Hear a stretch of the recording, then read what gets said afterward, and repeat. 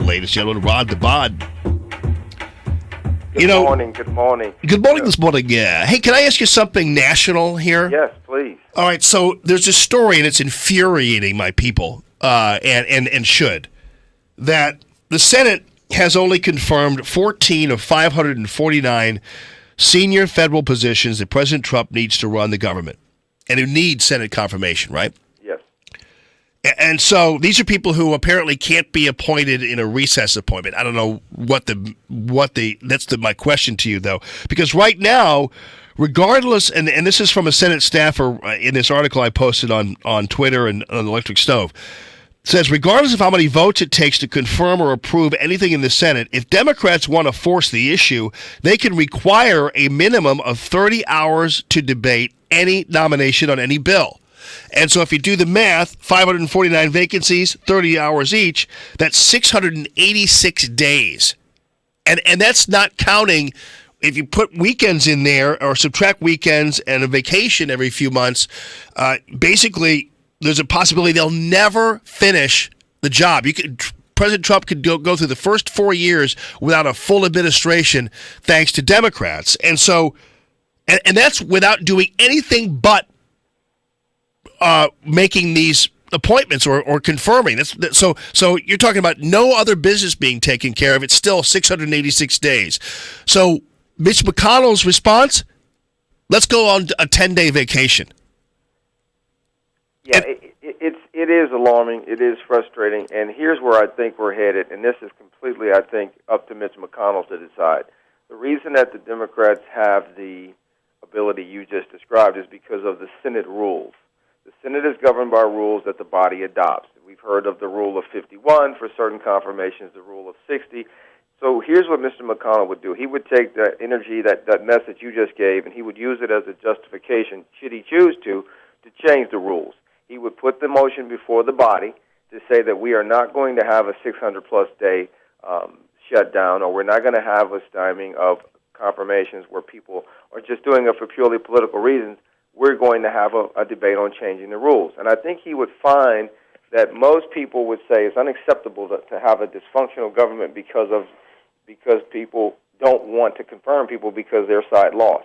So look, here's at the end of the day, the 10-day vacations, 2-week vacations, the spring breaks and all that are not going to be the way you get stuff changed or get stuff done in terms of this administration. So I think at some point, and we'll hear more tomorrow because the president is going to outline more of his legislative agenda. We have seen him move aggressively on his executive orders. But he's going to talk about his budget, which has to get done through the Congress. He's going to talk about his infrastructure plan, which has to get done through the Congress. You can't have Congress shut down the Senate and not do anything. So I think at some point there's going to be a rule change conversation. And it may start with Mitch McConnell, or it may start with the president telling Mitch McConnell, hey, Mitch, we got a lot of stuff to do, and we don't have a lot of time.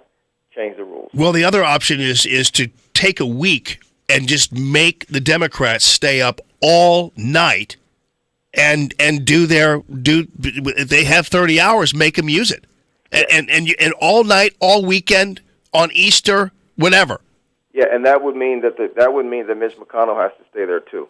That would mean that he has to want to stay there and have that kind of work ethic. So they could do that for sure, Jamie, or they could take a week and change the rules and say because of these practices, we're not going to shut the Senate down. Right. But either way, your point about taking 10 days off isn't going to get anything done or changed. No doubt. All right. I'm sorry I used a lot of our time for that, but I wanted to make sure I settled that, and it's not settled still. All right. Big issue this week in Jefferson City. A few of them, right? A few.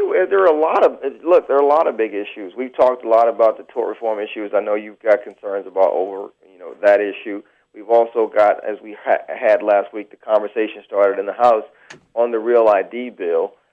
That's going to probably come back up this week. There's a group of people that think it's federal overreach and it should not move forward. But there are a lot of people that say, hey, that fight should have been fought, in 2005, 6, 7, 8, and 9, and it was to some degree. That issue is going to probably come back up this week in the House. Jamie, there was a very raucous hearing, and there is a very raucous hearing last week on the transgender bathroom bill, which deals with public schools K through 12. A lot of heat on that last week in the Senate. I suspect that some of that may return this week if the Senate committee decides to take a vote on that bill. Leadership in the legislature seems to want that issue to be dealt with by the local school districts. We'll see. A lot of issues, and we still continue, Jamie, to have the biggest conversation and the one that is required about the budget. I mean, the governor proposed his budget, significant cuts have been announced, and so there's a lot of heat around the budget debate, and that's going to continue this week for sure. All right, buddy. Well, listen, thanks for clearing that up, both locally and nationally, and eventually we'll have to have you on and talk about this 2018 Senate race. Oh, yeah, big.